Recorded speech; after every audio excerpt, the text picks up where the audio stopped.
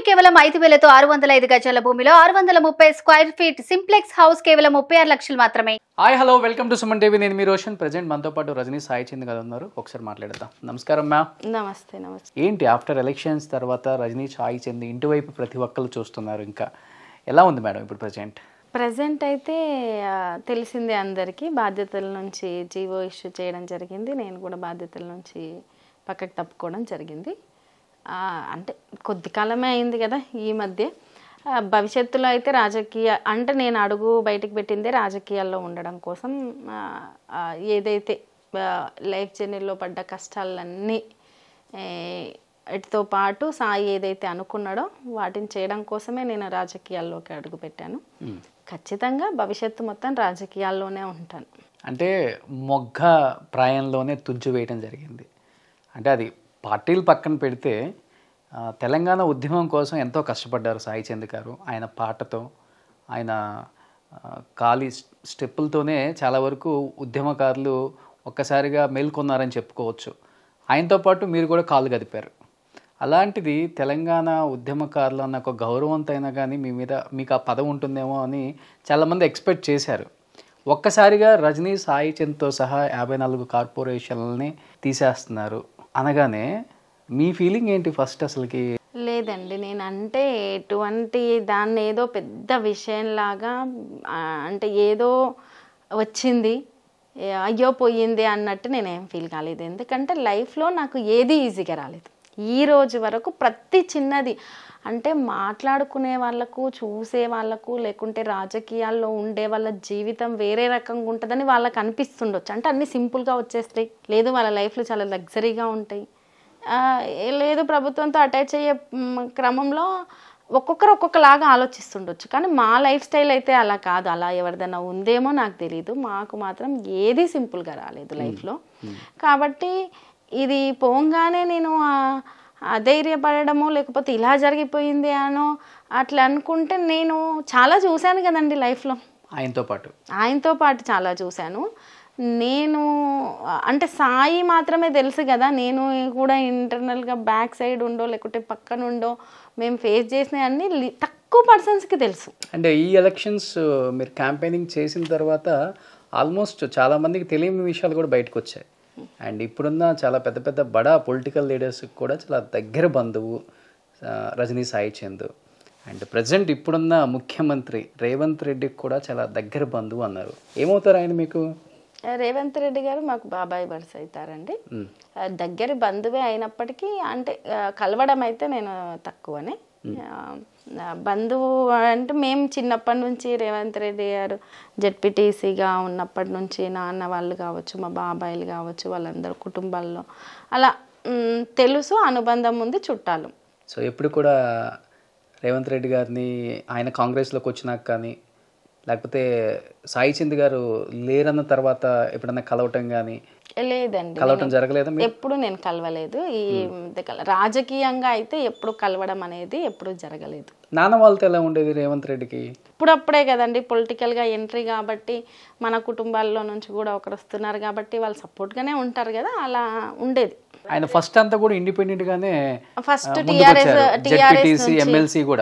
TRS పార్టీలో ఉన్న సందర్భం కూడా ఉంది. మొదట్లో జిల్లాలో అప్పుడప్పుడే లక్ష్మారెడ్డి గారు కావచ్చు, రేవంత్ రెడ్డి గారు కావచ్చు, అలా క్రమంలో పెద్ద ఎత్తున సపోర్ట్ చేసిన సందర్భాలు కూడా ఉన్నాయి. ఇప్పుడన్నా బాబాయ్ అమ్మ ఎదురుపడ్డ సందర్భాలు ఉన్నాయా? లేదండి, నేను ముందంటే అప్పుడు మేము చిన్న పిల్లలుగా ఉన్నప్పుడు తప్పితే తర్వాత ఎప్పుడు ఎదురుపడ్డ సందర్భం లేదు. 1-2 సందర్భాల్లో ఫంక్షన్స్లలో ఎదురుపడినప్పటికీ అంటే నాకంటూ, నేను సాయి చంద్ భార్యను కదండి, నాకంటూ ఒక సాయి చంద్ భార్య అనేదే నా జీవితంలో అదే అంటే పెద్ద స్టేజ్.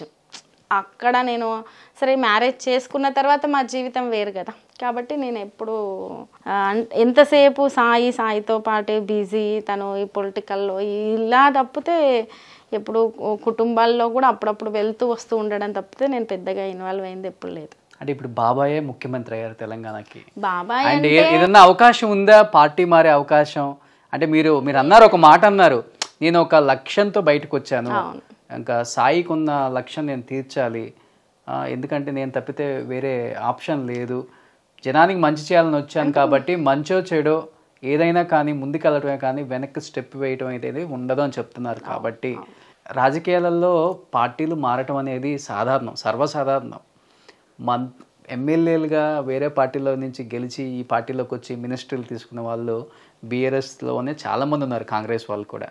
అలాంటిది మీరు మారినా కానీ పెద్దగా అనుకునే వాళ్ళు కూడా ఉండరు. ఓకే పార్టీ మారింది అని అంటారే కానీ అలా ఏమైనా అవకాశం ఉందా అండి? లేదండి. అంటే మాకు వరుసకు బాబాయ్ అయినప్పటికీ ఆయన ఉన్న రాజకీయ వ్యవస్థలో ఉండే బిజీకి కుటుంబాల్లో కలిసేదానికి అవన్నీ అంటే తేడాలు ఉంటాయి. అంటే నేను ఇప్పుడు ఈ స్టేజ్కి వచ్చినాక సింపుల్గా చెప్పినంత ఉండదు కదా. వాళ్ళు కూడా వాళ్ళ లైఫ్లో ఒక్కొక్క స్టెప్ దాటుతూ ఆ రేంజ్కు వెళ్ళిన తర్వాత కలిసే పర్సన్స్ తగ్గిపోతూ ఉంటారు. ఎంతసేపు పొలిటికల్ ఈ దాంట్లో ఉంటుంది. ఇప్పుడు నేను కూడా చూశాను కదండి నా లైఫ్లో. ఇప్పుడు నేను కూడా మా బంధువుల్లో కూడా నేను చాలామంది తక్కువ మంది కలిసిన వాళ్ళు కూడా ఉన్నారు కదా. అంటే కలుస్తూ ఉండడము, ఎప్పుడో ఒకసారి కలవడము అలా తప్ప. అయితే రాజకీయాల్లో పార్టీలు మారడము, రాజకీయాల్లో ఫైనాన్షియల్గా బాగా సెటిల్ అయ్యి రాజకీయాలు చేస్తే ఒక రకంగా ఉంటుంది. వారసత్వంగా రాజకీయాలు పుణికిపుచ్చుకొని చేసే రాజకీయం ఒక రకంగా ఉంటుంది. కింది స్థాయి నుంచి చాలా కష్టపడుతూ వస్తూ చేసే రాజకీయం ఒకలాగుంటుంది. సంపాదించిన డబ్బంతా దీనికే పెట్టేయాలి కదా. ఇప్పుడు ఇటువంటి సందర్భంలో నేను రాజకీయాల్లో ఉంటానంటూ బయటికి వస్తే ఒకలాగుంటుంది. కాబట్టి అన్నీ ఆలోచించి ఆచి తూచి అడుగులు వేయాల్సిన సందర్భం ఇది. ఎందుకంటే అంత ఈజీగా రాజకీయం చేస్తానంగానే పబ్లిక్ రిసీవ్ చేసుకోరండి ఎవరినైనా. ఒకవేళ రిసీవ్ చేసుకున్న అది టెంపరవరీ రిసీవింగే అవుతుంది. కాబట్టి నేను రాజకీయాలు ఎలా ఉన్నాయో రాజకీయాలకు నాదైన ఆలోచనను జోడించే రాజకీయం చేస్తాను. అంటే ఇప్పుడు ఎటువైపు బీఆర్ఎస్ వైపా లేకపోతే కాంగ్రెస్ వైపు ఏమైనా చూస్తున్నారా? నేను ఎటువైపు చూడట్లేదండి. నేను ఇలా ఉన్నాను, నేను ఒక బాధ్యతలు తీసుకున్నాను. సాయి తెలంగాణ ఉద్యమం తర్వాత బీఆర్ఎస్ పార్టీతో అనుబంధమై పనిచేశాడు. సాయి లాంటి వ్యక్తికి రాజకీయాల్లో అనేక అవరోధాలు ఎదురైనాయి. ఎన్నో మేము బయటికి చెప్పనివి ఎన్నో ఉండొచ్చు. అంత సులభం ఏం కాలేదు. ఒకవేళ సాయికి అలా అవరోధాలు ఎదురు కాకుండా ఉంటే సాయి ఏ స్థానంలో ఉండేవాడో కూడా అందరికీ తెలుసు. అయితే ఆ తదనంతరం నాకు ఆ బాధ్యతలను ఇచ్చారు బీఆర్ఎస్ పార్టీ బాధ్యతలను ఇచ్చింది. నేను ఉన్నాను, బాధ్యతలు చేస్తున్నాను, వాళ్ళతో నాకు అనుబంధం ఉంది, కలిసి నడుస్తున్నాను. ఇప్పుడున్న కాంగ్రెస్ ప్రభుత్వం నన్ను బాధ్యతల్లో నుంచి తీసేసింది. ఇక్కడ వరకు ఇలా ఆగిపోయింది. సో ఫస్ట్ అసలు బాధ్యతల నుంచి తీయటం ఆలస్యం రజనీ సాయి చంద్తో సహా అని. అంటే అక్కడ కూడా రజనీ సాయి చంద్ హైలైట్ అని కాదు. అంటే ఇన్సిడెంట్ అనేది ఇప్పుడిప్పుడే జరిగింది కదా. ఒకటి అయ్యో ఇలా జరిగిన తర్వాత ఆమె తొందరగానే బయటికి వచ్చింది కదా ఏదోలా ధైర్యం చేసుకొని అనేది ఒకటి ఉండొచ్చు. లేదు రాజకీయాల్లో మగవాళ్ళే నెగ్గలేని పరిస్థితి, డబ్బున్న వాళ్ళే నెగ్గలేని పరిస్థితి, ఈమెలా ఈ బాధలో నెగ్గగలుగుతుంది, ఏం చేస్తుంది అని ఒక రకంగా అట్లా ఒక్కొక్కరికి ఒక్కొక్క ఆలోచన ఉంటుంది కదండి ఒక ఇన్సిడెంట్ జరిగిన తర్వాత. అందుకని ఏమైనా తీసేసారే అని కూడా ఆలోచించుండొచ్చు.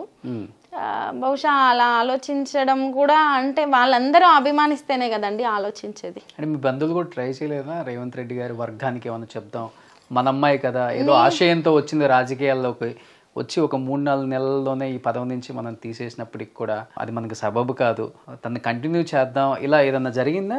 ఈ రోజు వరకు నేను సాయిని మ్యారేజ్ చేసుకున్న తర్వాత అంటే నాకు ఆర్థికంగా మా కుటుంబం నుంచి కొంత సహకారం అందినప్పటికీ, అందలేదు అని కాదు అందింది. అంటే సాయి ఆశించలేదు కానీ నా మీద ఉన్న ప్రేమతోటి వాళ్ళు కొంచెం సహకారం అందించారు. అది ఒక్కటి తప్ప ఏ రోజు నేను అంటే సాయి ఉన్న బిజీ వేరండి. సాయి ఉన్న బిజీ వల్ల నేను ఎంతసేపు నా ఇల్లు నా పిల్లలు లేకపోతే సాయి ఏదో టైంలో లేట్ నైట్స్ వస్తాడు అలా ఉంటుంది. రావడమే ఒక 30 మంది 20 మంది ఎప్పుడు ఇంటి చుట్టూ జనాలు అంటే దాంతోటే గడిచిపోయింది ఒక 10 ఏళ్ల కాలం. అంతే తప్ప నేను ఎక్కువగా బంధువుల సైడ్ వెళ్ళి ఎక్కువగా లోతుగా విషయాలు వెళ్ళి లేదు, వాళ్ళ కుటుంబాలతో ఎక్కువగా కలిసి ఉన్నది కూడా నేను లేదు వాస్తవానికి చెప్పాలంటే, చాలా తక్కువ.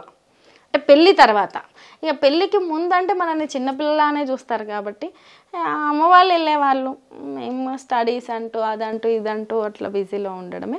ఎవరు బంధువులను ఇప్పటి వరకు నేను సంప్రదించలేదు, వాళ్ళు సంప్రదించలేదు. సహజంగా అంటుంటారు అయ్యో ఎదురుబడినప్పుడు, ఈ మధ్యకాలంలో ఎరికైనా ఇన్వైట్ చేస్తే ఎదురుబడినప్పుడు మన వాళ్ళుగా అలా మాట్లాడుతుంటారు. నేను దాన్ని పెద్దగా వాళ్ళు సహజంగా మాట్లాడుతుంటారని విని వచ్చేయడం అంతే.